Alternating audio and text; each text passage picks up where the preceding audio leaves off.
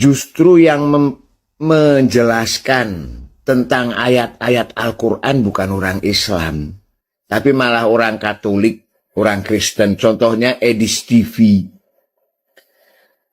Dia kelihatan menguasai gitu loh ayat-ayat Al-Quran. Aku lihat itu yang nonton Edis TV itu banyak orang Muslimnya. Mungkin mereka juga merasa ingin tahu apa isi Al-Quran yang sementara ini tidak dijelaskan oleh para tokoh-tokoh agama kita. Nggak ada ustadz-ustadz atau jarang ustadz-ustadz yang menjelaskan Al-Quran secara rinci sebagaimana Edis TV gitu loh. Bahaya. Aduh, kacau balau nih. Bisa murtad, banyak orang murtad. Coba ketik di Google surat At-Tahrim ayat yang ke-8. Coba. At-Tahrim ya. Tadi kamu bilang kan kalau orang bertaubat pasti akan diampuni, bahkan seperti bayi yang baru dilahirkan. Oke, coba kita buktikan. At-Tahrim ayat berapa? Ayat ke-8. Ayat 8. Ya. Jadi menurutmu ya, kalau orang sungguh-sungguh taubat nasuha pasti diampuni? Iya. Wah, tidak benar. Bukan menurutku, dari Ustadz juga yang aku belajar. Ustadz-ustadz itu telah memfitnah Al-Quran. Kita buka ayatnya. Apa kata Allah? Apa kata Al-Quran? Kalau sungguh-sungguh bertaubat. Coba. At-Tahrim ayat 8. Wahai orang-orang yang beriman, bertaubatlah kepada Allah dengan taubat yang semurni-murninya. Taubat nasuha. Mudah-mudahan Tuhanmu akan menghapus kesalahan-kesalahanmu dan memasukkanmu ke dalam surga yang mengalir di bawahnya sungai-sungai pada hari ketika Allah tidak menghinakan Nabi dan orang-orang yang beriman bersamanya. Cahaya mereka memancar di hadapan dan di sebelah kanannya. Mereka berkata, ya Tuhan kami, sempurnakanlah untuk kami cahaya kami dan ampunilah kami. Sesungguhnya Engkau maha kuasa atas segala sesuatu. Terus yang salah. Di situ kalau sudah taubat nasuha, taubat yang semurni-murninya, pasti diampuni atau mudah-mudahan diampuni. Coba baca lagi. Yang sebenarnya mudah-mudahan Tuhan. Mudah-mudahan berarti selesai. Mudah-mudahan atau pasti?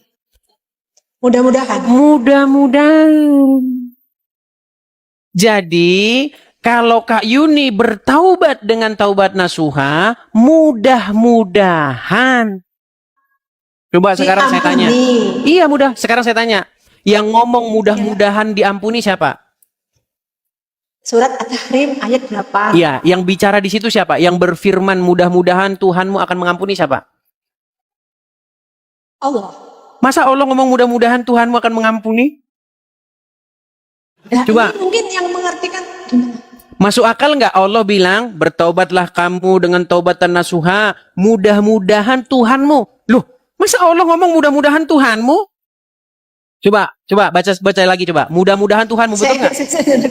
Aku iki mus. Kalau iki Islam ya Kak. Islam memang Islam Kak aku, tapi iki aku nggak lulusan pondok. Jadi nek kon jelimet-jelimet aku dhewe malah mumet gitu. Iya mulakno kuwi, Cak. Kalau nggak sholat itu gimana? Barang siapa yang meninggalkan sholat 1 kali, maka dia akan dibakar di neraka 70 tahun. Betul? Betul nggak? Iya betul. Iya. Bayangkan sudah berapa kali Anda meninggalkan sholat? Kali 70. Ayo kamu habis kah? Habis. Tapi tenang bang, tenang. Kalau Anda masuk kubur, jangan lupa bawa buku ini sebentar. Saya balikin dulu. Nih. Bagi kalian harus membawa buku ini. Supaya apa? Supaya nanti bisa jawab pertanyaan alam kubur. Saya balik dulu. Kelihatan nggak? Ya. Nah ini Kelihatan. bocoran pertanyaan alam kubur plus kunci jawaban. Makanya kalian itu harus fokus ke sini saja. Percuma kalian sholat, beramal soleh, naik haji, nggak bisa jawab, pusing juga. Nah, makanya nanti di alam kubur ditanya, siapa Tuhanmu, siapa nabimu, apa kitabmu? Kalau kau benar jawab itu surga kau. Makanya masuk surga di dalam iman kalian itu tergantung kunci jawaban. Semua menuju Tuhan, Tuhan satu. Maksudnya itu walaupun kita beda aliran kan tujuannya kita satu menghadap Tuhan. Ya masalahnya kalau menjadi Islam itu bukan menghadap Tuhan. Menjadi Islam itu menghadap batu di Ka'bah. Coba ketika kamu nanti coba jujur Bukan ya batu. begini. Allah. Ketika kamu sholat, kamu menghadap Allah atau menghadap batu di Arab? Kita menghadap Allah kan niatnya dari hati. Kita nggak menuju ke Oke, sekarang kamu saya tanya, kalau kamu sholat gini, kalau kamu sholat, boleh nggak kamu di Indonesia, kalau sholat tuh ngadepnya ke barat. Kalau kamu sholat, boleh nggak ngadep utara? Nggak. Boleh? Nggak boleh, karena apa? Karena kalian sholat menghadap batu di Arab. Namanya Hajar Aswad. Gimana? Kiblat. Iya, kiblat kalian itu batu di Arab. Makanya kalian itu bukan menghadap kepada Tuhan, menghadap kepada batu. Kiblat itu kan di dalam hati kita. Kalau Iya. yang menghadap ke Ka'bah itu kan cuma Purwanti. syariat saja itu. Itu ajaran Kristen itu kiblatnya itu adalah Tuhan. Di mana Tuhan berada? Sesungguhnya Tuhan ada di dalam hati kita. Apa maksudnya? Roh Kudusnya itu. Itu ajaran Kristen. Makanya kamu masuk Kristen, jangan jadi orang Islam. Kalau orang Islam kiblatnya itu ada di Arab. Itu syariat saja itu. Kan sebenarnya ada di dalam itu. Dalilnya mana? Dalilnya. Susah ngomongnya, takut salah aku. Nggak ada ajaran Islam itu kiblatnya ke Arab, menghadap kepada Hajar Aswad. Sementara ajaran Kristen, di manakah Tuhan supaya Tuhan itu tinggal di hati kita dengan perantaraan rohnya, supaya rohnya tinggal di hati kita, bersemayam di dalam diri kita, menuntun kita ke jalan yang benar. Itu ajaran Kristen. Nah, sedangkan ajaran Islam itu adalah ajaran ritual. Makanya kerjanya cuci-cuci tangan, cuci-cuci muka tiap hari 5 kali sehari.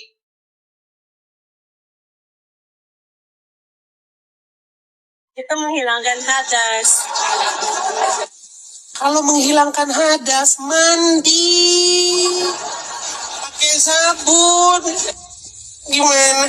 Mandi itu hadas besar. Kalau hadas kecil wudu, hadas besar Purwanti, mandi dulu. apakah orang-orang yang bukan Islam tidak mandi? Mandi. Hilang nggak hadas? Hadas itu kan kotoran, betul nggak? Hilang nggak hadasnya? Kalau orang-orang yang bukan Islam? Ya nggak tahu pakai doa nggak, kan ada doanya. Ya walaupun nggak berdoa ya tetap hilang lagi, sabun kok. Justru kalau berdoa, kalau kamu berdoa itu kotoran nggak hilang-hilang. Maka itu jadinya Aduh, logikanya mereka ini gimana? Purwanti, kalau misalnya kamu katakan wudhu itu untuk menghilangkan kotoran, berarti intinya ajaran agama Islam itu ya cuman bersih-bersih muka. Kalau bersih-bersih muka ke salon, ya kan? Pedicure, manicure, facial. Lebih bersih ke salon. Di air wudhu bisa saja airnya kotor. Ya udahlah, kamu belajar dulu lah ya. Nanti kamu belajar dulu ya. Nanti kalau udah sering-sering belajar baru kesini lagi, oke?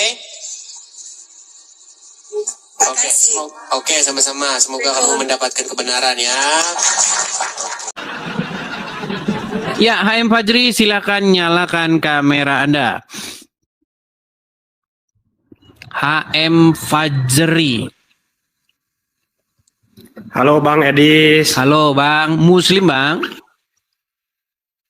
saya Muslim Bang Edis. Oke, sudah menyimak dari tadi Bang? Menyimak.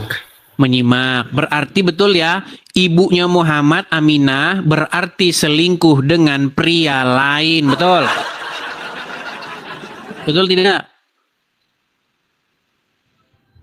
Iya, logika dalam sejarahnya kayak gimana dulu, Bang? Gini. Jadi Abdullah Sumber sejarahnya dulu, Bang. dari Sirah Nabawiyah.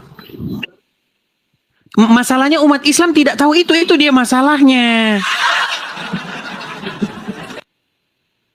Jadi di dalam buku Sirah Nabawiyah ada yang namanya biografi Muhammad. Jadi di dalam buku biografi Muhammad itu diceritakan asal muasal sebelum Muhammad lahir. Jadi ceritanya begini, menurut Sirah Nabawiyah itu, ya. Bawa nanti buku bantahannya kalau nggak percaya sama saya. Saya lompat dari Monas. Kalau misalnya ada orang bisa bantah saya. Gini, pada waktu itu Abdullah dengan bapaknya Abdul Muthalib, mereka pergi bersama-sama mencari istri. Oke? Abdullah menikah dengan seseorang bernama Halah namanya. Kemudian, Abdul Muthalib ini menikah dengan Hala. Ya, Abdul Muthalib ya. Oke. Kemudian Abdullah, anaknya Abdul Muthalib menikah dengan Aminah. Jadi bapak dan anak menikahi dua perempuan yang berbeda di hari yang sama. Pernikahan mereka dilakukan di hari yang sama. Nikah ya, perpesta perkawinan, bla bla bla. Baru kembali ke keluarga masing-masing. Aminah dengan Abdullah ke rumahnya, Abdul Muthalib dengan Hala ke rumahnya. Lalu sekitar kurang lebih 3 bulan setelah pernikahan, pergilah Abdullah berdagang ke Syam.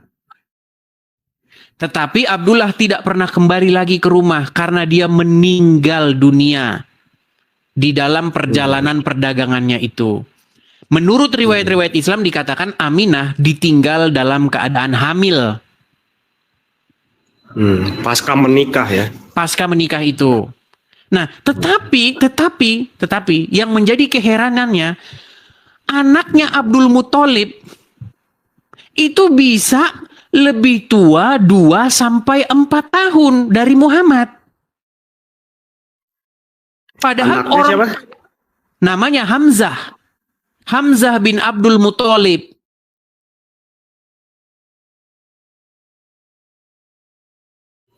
Berarti istri daripada Abdullah tidur dengan pria lain setelah suaminya meninggal. Karena umur Muhammad bisa 2 sampai 4 tahun lebih muda dari anaknya Abdul Muthalib. Sedangkan orang tua mereka, sedangkan Aminah dengan Hala itu menikah di hari yang sama. Bagaimana mungkin anaknya jatuh dia? Waduh, jatuh gimana? Mendengar berita itu dia jatuh. Kan hadis riwayat Muslim nomor 2817. Tidak ada amalan seorang pun yang bisa memasukkannya ke dalam surga dan menyelamatkannya dari neraka. Tidak juga denganku. Nah, lihat kan nih. Tidak juga denganku. Kecuali dengan rahmat Allah. Nggak ada amalan yang bisa memasukkan orang ke surga. Tapi Muhammad di ayat lain berkata, barang siapa mengucapkan kalimat syahadat masuk surga. Muhammad sering berantem sama omongannya sendiri. Di satu sisi Muhammad bilang begini, tidak ada amalan yang bisa memasukkan orang ke surga. Di ayat lain Muhammad berkata, barang siapa mengucapkan kalimat syahadat masuk surga. Muhammad lawan Muhammad. Udah macet. Udah nge-lag nih. Udah. Bentar lagi terpental. Ini kalau udah begini nih, tangan saya taruh sini ya. Kalau udah begini bentar lagi terpental nih. Kalau nggak percaya nih, saya menjauh dari sini nih. Saya jauh ya. Tangan saya ini ya, begini nih. Nih. Kita lihat. Nah, kan?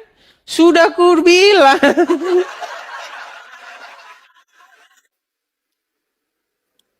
Memang seperti itu teman-teman. Jadi yang saya maksud begini. Ketika terjadi sebuah perdiskusian dan seseorang itu sudah kena telak di situ, tetapi dia tidak mau mengakuinya, sebenarnya diskusi itu tidak perlu dilanjutkan lagi. Yang perlu itu adalah dia mengambil waktu sejenak, entah itu sehari, 2 hari, sebulan, setahun, untuk berpikir dan mengambil satu kesimpulan. Jangan diteruskan lagi diskusinya. Saya sering begitu teman-teman. Kalau diskusi udah kena, udah terpojok, tahu nggak caranya bagaimana? Matikan sinyal wifi atau internet. Itu cara lama. Dari dulu begitu. Setiap debat, udah terpojok dia, matikan sinyal.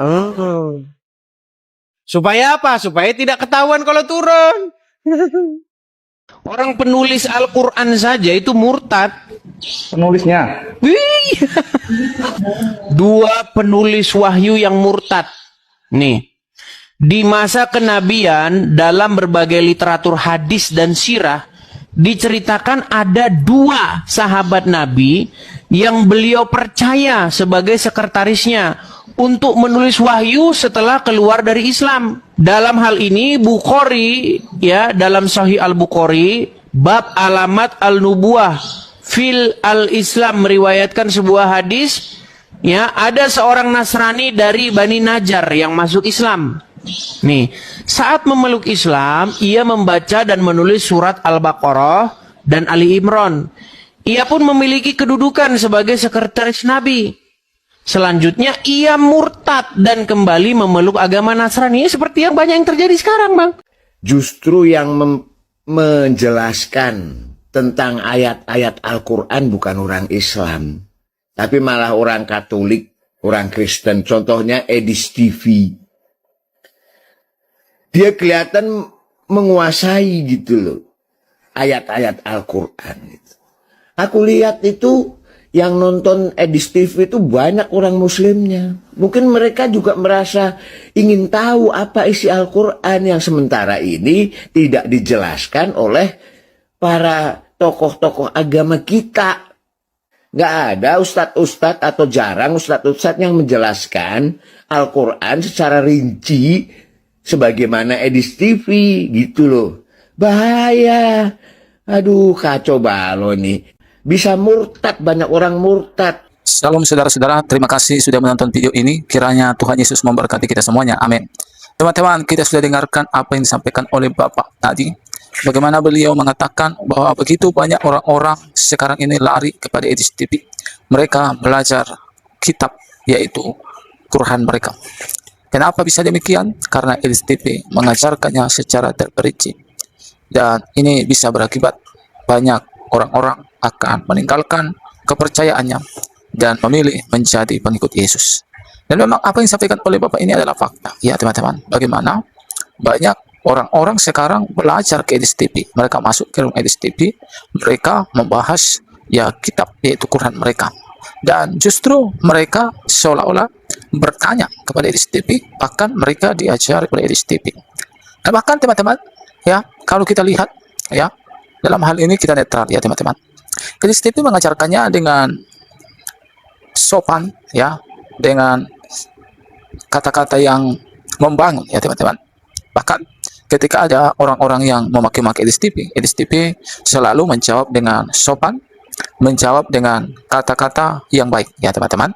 Berbeda dengan ya dari saudara kita seberang, contohnya seperti Juma Uniripa ya, ketika mereka membahas katakan agama kekristenan ya, ketika mereka berdiskusi dengan orang-orang, justru mereka memakai kata-kata yang tidak membangun. Bahkan mereka tidak sedikit mencaci maki lawan bicara mereka. Nah, inilah yang menyebabkan teman-teman banyak orang-orang tertarik ya kepada room Edis TV. Kalau kita lihat ya, room Edis TV penontonnya itu sangat banyak teman ya, puluhan ribu ya. Setiap kali Edis TV live yang nonton puluhan ribu ya, ini luar biasa teman-teman ya. Sedangkan tokoh-tokoh agama mungkin yang disebut sebagai tokoh atau kondang ya, tidak sampai segitu penontonnya. Namun Kenapa Edis TV begitu sangat banyak penggemar-penggemarnya ya, teman-teman? Memang banyak juga yang tidak suka kepada Edis TV, tapi lebih banyak kita lihat orang-orang yang suka kepada Edis TV. Kenapa? Ada apa? Ya, karena mereka melihat, ya, mereka menilai si Edis TV ini seperti apa dibandingkan dengan Cuma, Uniripa, Nandar. Mereka tahunya hanya memfitnah, mereka tahunya hanya mengecek, menjelekkan tanpa data yang jelas. Itu fakta yang kita lihat teman-teman selama ini ya. Dan saya pun percaya bahwa orang-orang yang mendengarkan mereka ini ya pastilah mereka adalah orang-orang bijak, pastilah mereka tahu membedakan mana yang baik, mana yang tidak baik, mana yang kira-kira layak dicontoh, mana yang kira-kira bisa dijadikan teladan. Ya tentu mereka tahu akan hal itu. Bagi teman-teman yang menonton video ini, saya berharap video ini memberikan bagi kita informasi penting serta mencerdaskan kita sebagai anak-anak bangsa. Salam saudara, sampai jumpa di video selanjutnya.